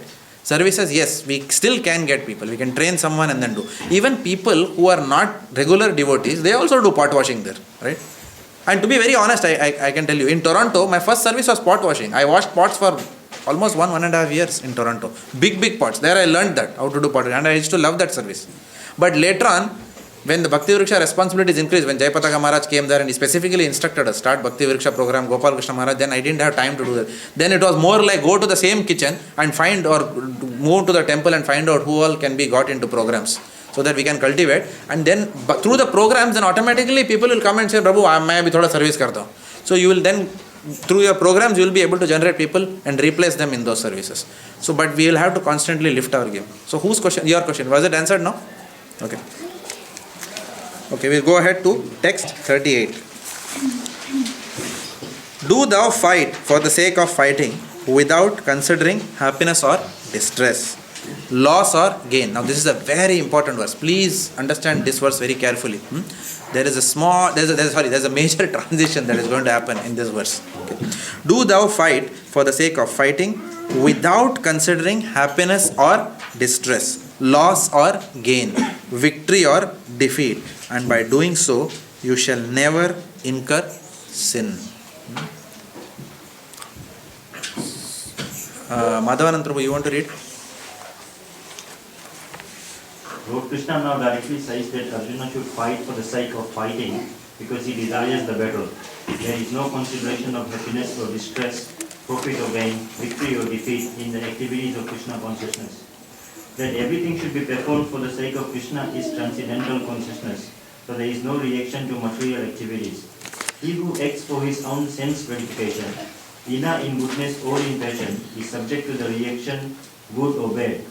But he who completely surrendered himself in the activities of Krishna consciousness is no longer obliged to anyone, nor is he the debtor to anyone, as one is in the ordinary course of activities. It is said, anyone who has completely surrendered unto Krishna, Mukunda, giving up all other duties, is no longer a debtor, nor is he obliged to anyone, not to the demigods, nor to the sages, nor the people in general, nor kinsmen, nor humanity, nor forefathers. There is the indirect hint given by Krishna to Arjuna in this verse, and the matter will be more freely explained in the following verses. Okay. Which we will see in the next class. But let us see what's happening in this verse. Something very interesting is happening here.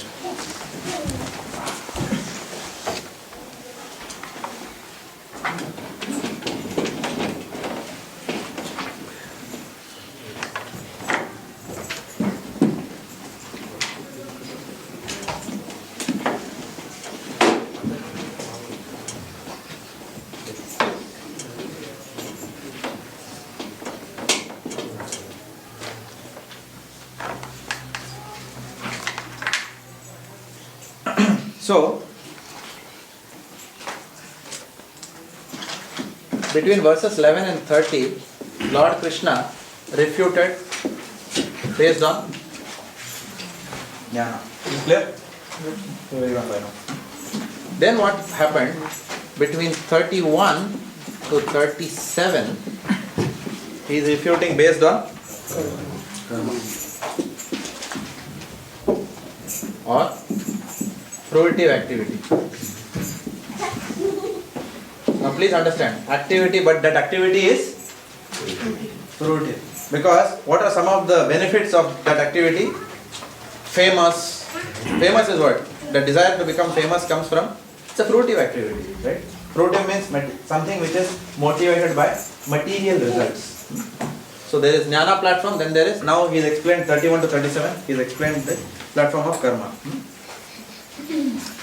Now, this is based on identification with the body.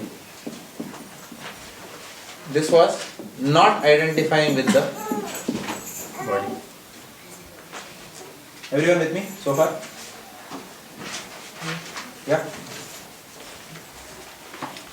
Now, in 38, Lord Krishna is moving back to transcendental consciousness. Yeah? So in this verse, he is mentioning jnana plus karma. Activity.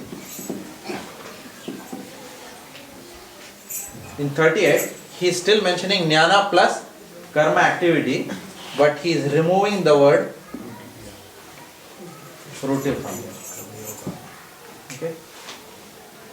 Jnana plus karma. Activity without material attachment to the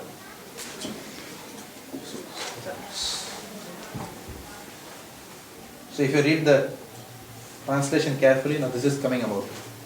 Fruitive word has gone now. But still jnana and karma without fruitive activity. So understand you are the soul, not the body. Do your duty without attachment to results. So that's what the flavor now. Krishna is directing him to. Slowly is bringing him into the platform. Now, this consciousness, which is working in detached consciousness, on the platform of the soul and not the body, this is called as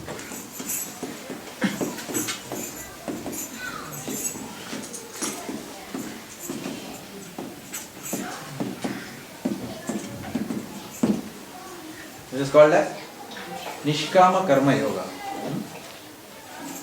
Okay? Or it is also called as Buddhi Yoga. So doing activities on the platform of knowledge without attachment to fruitive results. No attachment to results. That platform is called as Nishkama Karma Yoga or Buddhi Yoga. So,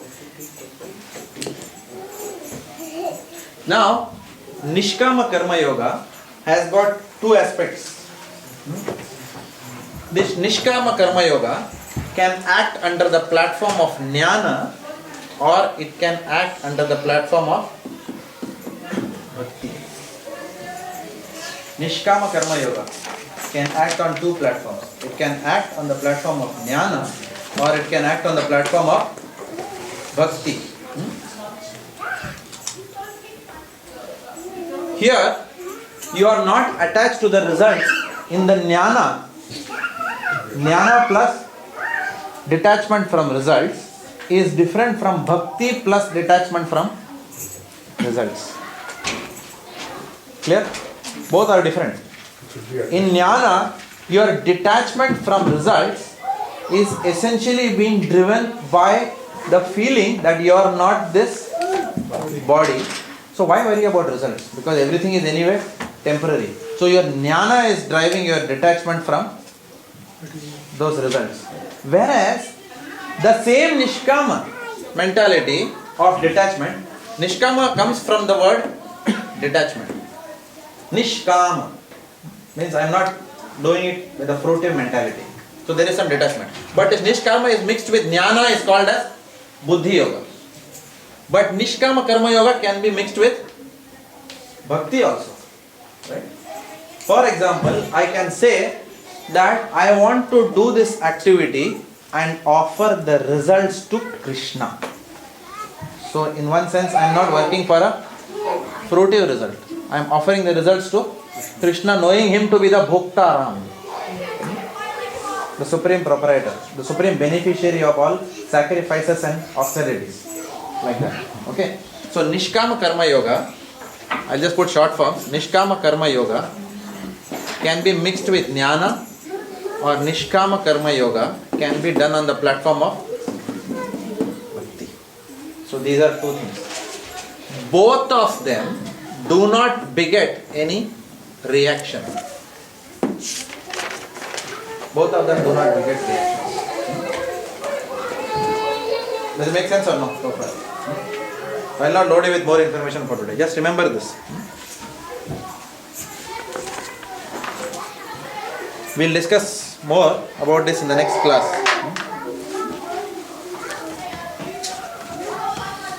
So, Buddhi Yoga means what? Nishkama Karma Yoga mixed with Jnana. Detachments from results, hence no reaction. If a person only follows Buddhi Yoga, in that sense, Nishkama Karma Yoga on the platform of Jnana, then a person can become liberated as a Brahmavadi. I am adding one more dimension now. Does it make sense or no? A person has got not attachment to Krishna. It's a little bit kind of an impersonal, there's little bit of impersonalism here. That I want to be detached because I know that everything is very temporary in nature. That jnana we have, that transcendental knowledge. So with that transcendental knowledge, we are not getting attached to any results for in this material world. So to that extent, then we are liberated. So people who follow only this and don't lift themselves to the bhakti platform after this, there is a chance that they will land up becoming Brahmavadis. Right?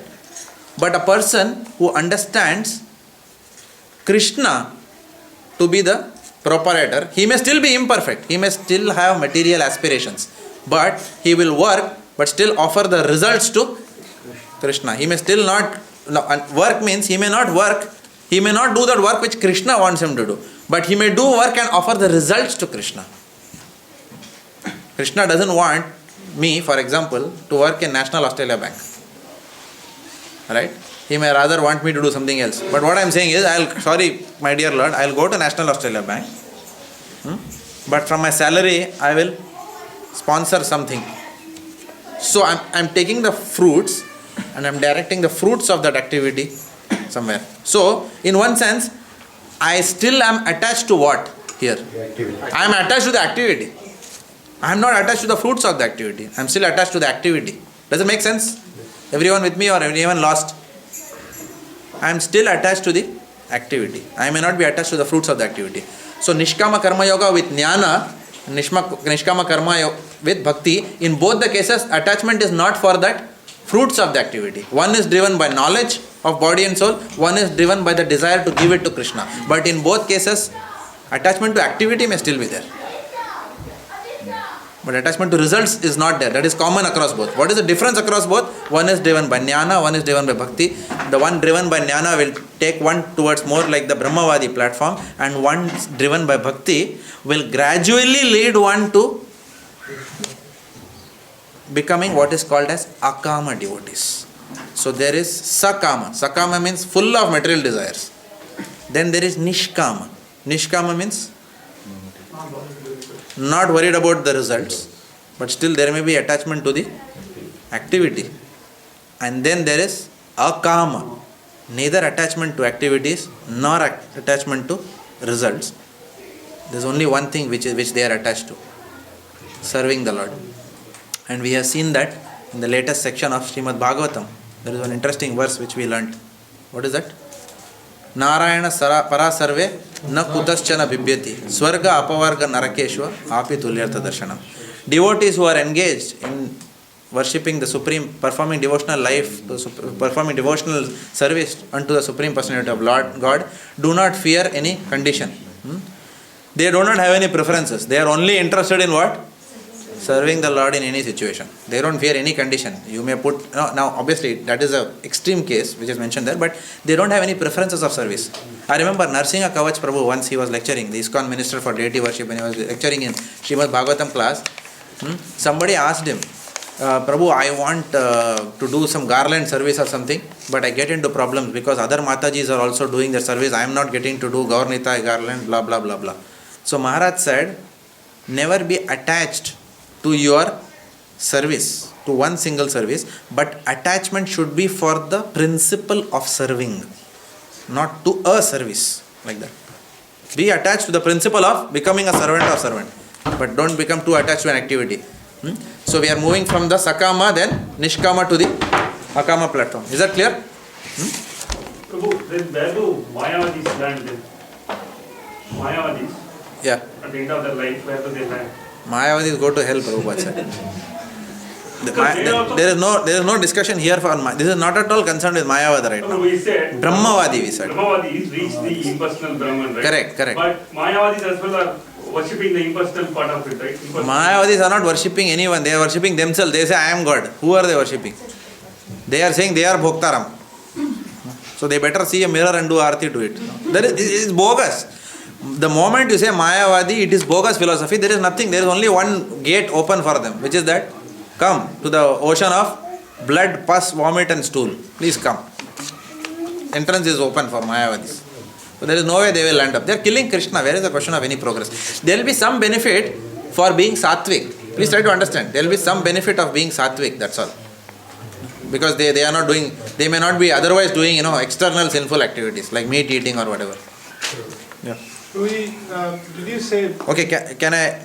It's already 9:05. So can I take your question in the next class? Okay. Put it in the car park with Madhavanand Prabhu. But please don't forget your question. It's important to me. Please put it with him. Okay. It's already 9:05. So we'll have to stop here. I'll just conclude. So Lord Krishna has explained Buddhi Yoga, Nishkama Karma Yoga with Bhakti we mentioned, Nishkama Karma Yoga with Jnana, which is Buddhi Yoga. Now, Nishkama Karma Yoga with Bhakti, the essential point here is, this is the start of Sambandha Gyan. Devotional life has got 3 types, knowledge. Sambandha, Abhidaya and Prayojana. Hum kaun hai and hum aapke hai kaun. Sambandha means what? Who am I and what is my relationship to Supreme? Aap kaun ho aur hamara rishta kya hai? What is the relationship between both of us? So, Sambandha Gyan. So, it is when Nishkama Karma Yoga, when it starts seeing Bhakti, Nishkama Karma Yoga you can say is like the sun which is just rising. It has not completely risen, but you can see the pink sky in the morning, the dawn like that. It is rising. So, thoda Bhakti is now starting. So, you are at least considering Krishna somewhere in the background. So, there is some knowledge that Krishna is the Supreme Personality of Godhead and there is a chance that there is a knowledge that I am servant to Him. So, let me offer my fruits of my activities to Him. The Krishna's pleasure is just coming in now, in activities, like that. So, that is a superior yoga. Nishkama Karma Yoga mixed with Bhakti is superior to Nishkama Karma Yoga on the platform of Jnana.